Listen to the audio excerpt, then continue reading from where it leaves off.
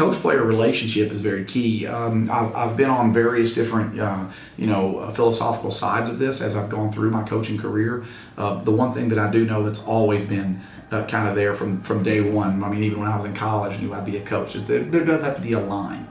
Okay, the coach and then the player. The never two can really, the line between the two can never really get gray. In other words, I don't coach so that I can have a lot of young friends. Right. And I don't want my players to be coached by me or anybody on our staff because they want a great adult friend. No, it's the appropriate relationship is a mentor, the mentor-mentee relationship. I feel that the coaches, they respect the players as much as the players respect the coaches. I feel that it's a healthy balance. The coaches, they'll take into consideration players' strengths, weaknesses, and the players in turn will give their attention and respect to the coaches. I feel like the players are enjoying the coaching that they're getting, even though it's not always easy. I think they appreciate having that coaching and those relationships that we're building and fostering right now. All the coaches they communicate well with the players respect the coaches, and the coaches have a mutual respect for the players. We just understand their authority. Coaches can be hard on us sometimes. We know that it's football.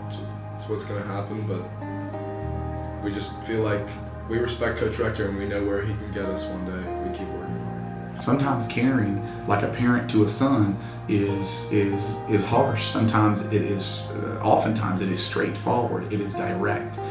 But at the end, when a person, especially a young man's maturation process, the formative years of high school is over, they're formed to a pretty large degree, and we want to have a very positive effect on that.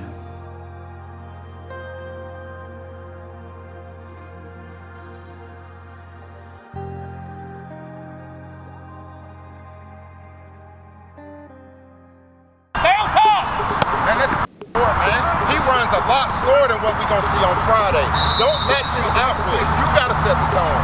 What we're not very good at right now, I've noticed, is change. Good, there you go, good. Every day you don't know what could happen. What is that a sign of? Honestly, it's a sign of immaturity is what it is. Tackle him. They can might not even play football. I don't care. Hey, let's go. Hey, come on, get up. You've got to do better at focusing mentally and recognizing a different situation. Stay on that hill. Okay, stay on that hill. We've got to have better leadership. Go right.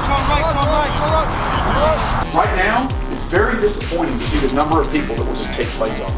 Diving, move those feet. Shot step right here, okay? I'd be frustrated, trying to be nice about it, but I'm extremely frustrated seeing some of the effort out there when we go to certain. What are you waiting on, son? 50. It's very disappointing. I'm not going to lie to you, and I never will. I hope that one play off. You're either going to give us the effort while we're out there practicing, or you can give it to us after. Stay on top. But we have got to be more physically and mentally prepared. You're open. Drive. And some of you guys completely wasted today. You're fine. Get this head around. Go. We're going to be more stubborn. We're going to be Alex. Good. I'm going to be way more stubborn than you. You can puke every day for all I care, or quit. Yeah. Let's go. But we can always go to another level. There you go. This week it went pretty well. There's a few bumps, but overall we just came together real well. We had one day where the intensity wasn't very well because we had a really long practice and we just weren't used to it. Coach threw us a curveball, but the next day we responded better and we really got through it. Tuesday was a little rough on the guys. It was a little long. We had the B day and went right out into practice, and so that was a little rough. I won't deny that, and I don't think any of the kids would either. But Wednesday was a phenomenal, maybe best of the year type practice. A lot of energy, a lot of great attention to detail, and felt really good about it after that practice. Like every week, there's gonna be a couple hiccups, but we managed to just pick it up when we needed. So couple long practices, couple hard practices, but we really got after it. Preparation for that game. In anything in life, you forget about it and you move on to the next thing. You have a bad day, you're going to have things that happen in your business that aren't going to go right. So, the answer is to A, learn from it, and B, forget about it so that it does not affect anything that's going to happen in the near future. And that's what the kids did. They just put it in the distant memory and moved on.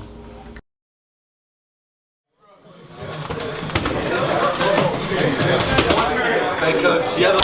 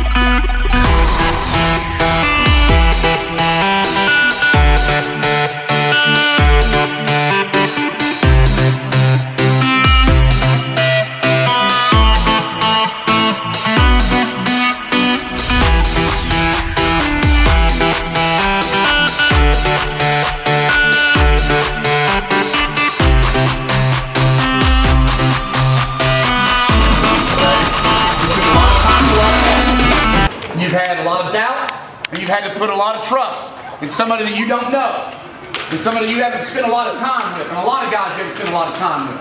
But at the end of the day, I think we're at the point where we know we can trust each other, and we know we're getting ready to play this game for each other. We're Father Ryan. We by God show up at the showdown. You're going to play with heart. You're going to play with effort, and you're going to by God never give up. You'll give it up all for each other. Every one of them for each other. Now, you understand me, man? Let's go with that.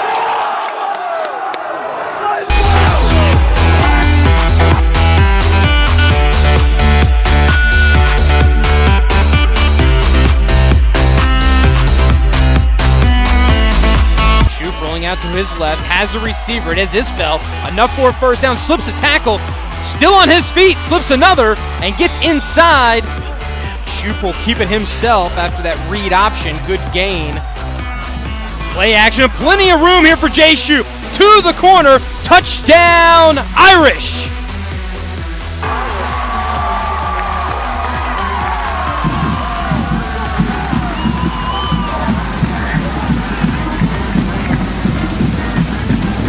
Rolling to his right, now throwing downfield, and it is almost intercepted. Seamus O'Connell. This one away, rugby style. Oh, he's going to keep it himself, and he'll have enough for a first down and more. Oh, he steps out of bounds. Toss out to the right, cutting upfield, and gets back to the line of scrimmage, does McCassick. There you go. Throw the penalty. Good snap there. Bird gets a huge hole in the far side. Slips a tackle and finally gets brought down. This is a good answer. Quimby cutting it to the outside. Quimby with room. And that first or second down is not going to matter. They actually get 2 first downs as the ball was snapped. Shotgun. He will keep it himself. Cut right through the middle and get close. Spin his way in. Touchdown, Irish.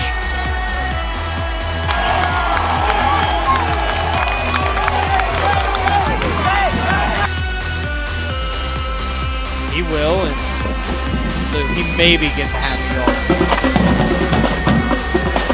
Give it to Bird. Once again, huge hole inside. Has some room, and he will walk that one in for an Irish touchdown.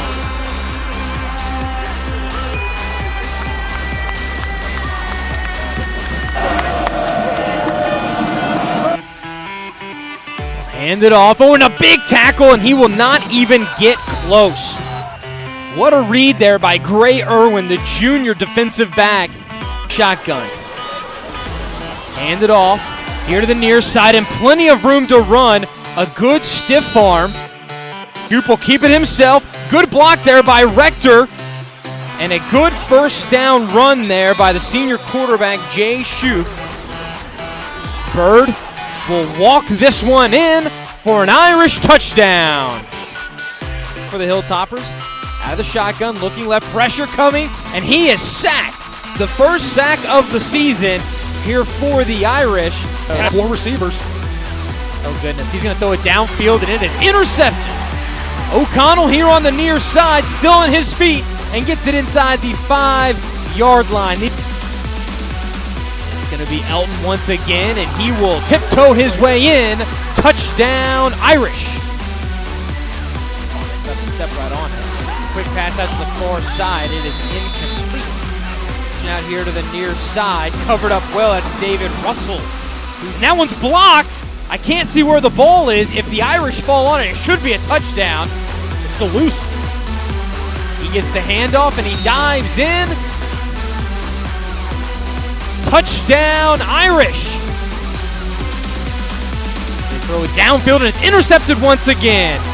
On the far side, plenty of room to run, and gets brought down by the running back, and the first interception of the season for Gray Irwin.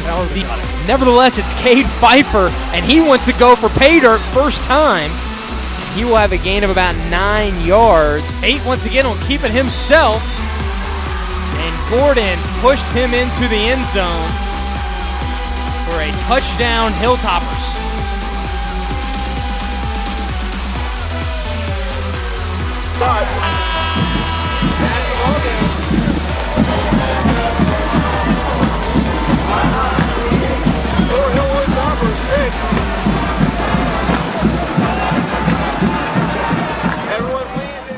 There were some elements that were thrown at us tonight that maybe most people and most teams would say, oh, that's not that fun. What I loved about it was that you guys attacked it. You didn't care about who your opponent was. You didn't care about, what the situation was. You were just excited to go play your first Friday night football game of the season, and that was freaking awesome. A torrential downpour. We're just soaked through the bone, not a dry person around, and you guys had more energy and excitement and all that other kind of stuff. That's what we need, regardless of the environment, regardless of what's going on. There was like Marcel's dad was in the stands, and that was it, right? Y'all see that? It's coming down. Marcel's dad was in the stands. Trust that we'll put together a good game plan, okay? They're never going to be perfect. We're going to miss ourselves. We're not perfect. But trust that we'll put together a game plan and then focus on that, then execute that, okay?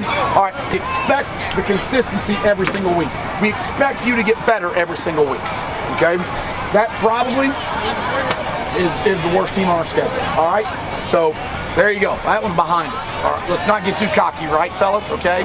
Let's keep it in perspective. There you go. Break it down, baby. Let's go. I ain't tight. Go in and dominate, boys. 6 on 3. 1, 2, 3. 6.